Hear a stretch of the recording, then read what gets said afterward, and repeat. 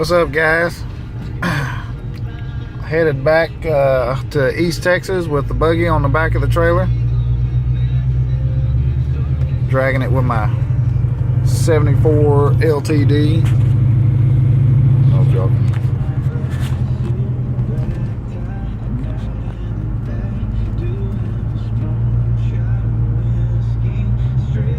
A little riding buddy with me.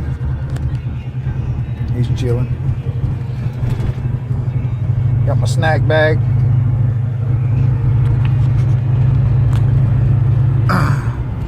Anyway, for this trip I built a trailer hitch.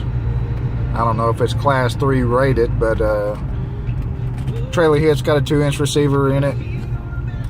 We had my business partner wire up me a trailer brake controller. I didn't figure the stock brakes would be good enough, especially in the rain, hauling, well, the buggy's 4,600 pounds and the trailer's probably 2,500, so you figure hauling 8,000 pounds. I wasn't sure that the buggy was gonna, or the brakes were gonna handle all that. So we had put some air shocks on the back, but after we loaded the buggy last night, I drove it down the road and it was a little squirrely. I had the buggy sitting about midway in the trailer, but I was a little worried about it. And one thing I didn't realize, that the trailer only had like 25 pounds of air in the tires, so that was some of it, but I didn't notice it until today. After I went to Walmart, we bought 2 basketballs and pulled the coil springs out, stuck the basketball in the coil springs, aired them up, put them back in, and it's nice and tight back there now. It feels like a truck, really.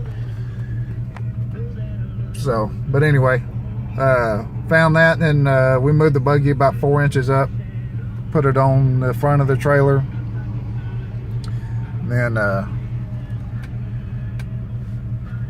aired the tires up.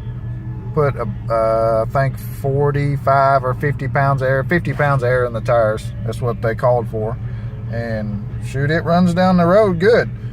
I left, got about 20 miles, 30 miles out, and I noticed it started rolling smoke out of the back of the car. Well, the transmission overheated, so it puked fluid out of the top of it.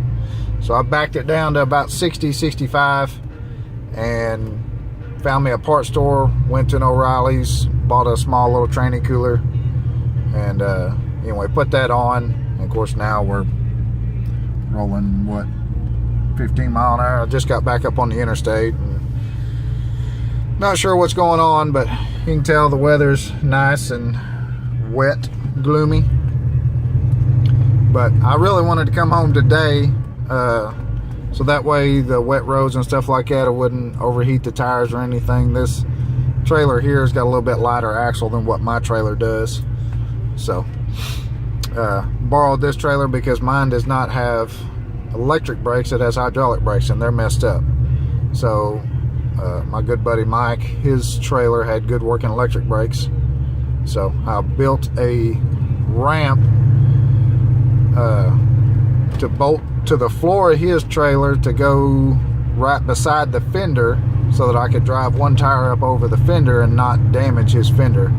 You know, these trailer fenders are fairly thin, and you know, even just stepping on them will bend them. So anyway, I built a little tubing support, basically, that's a little bit taller and a little bit longer than the fender. Put that on there, drove the buggy up over it, no issues. I barely even got tire marks on the fender, so it wasn't no big deal.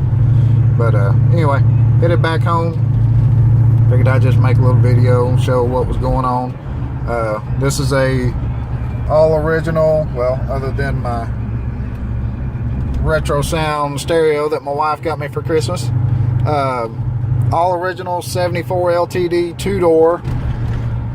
It's got a 400 with a FMX automatic and an 8.7 rear end with a 275 gear ratio. Got 235 75s all the way around it. I did a RV cam, new straight up timing chain, performer or Edelbrock Performer intake and a 600 Holly. And I guess on the way up here, it got about 10 or 11 miles a gallon with an empty trailer. It's not going to get that on the way back, but anyway, a lot of people know that this is what I love to do. Just old car, road trip, see what happens. If I break down, whatever, we'll fix it on the side of the road. It ain't no big deal. But anyway, to me, this is living right here. So anyway, have any more issues or anything, I'll let y'all know. Appreciate it.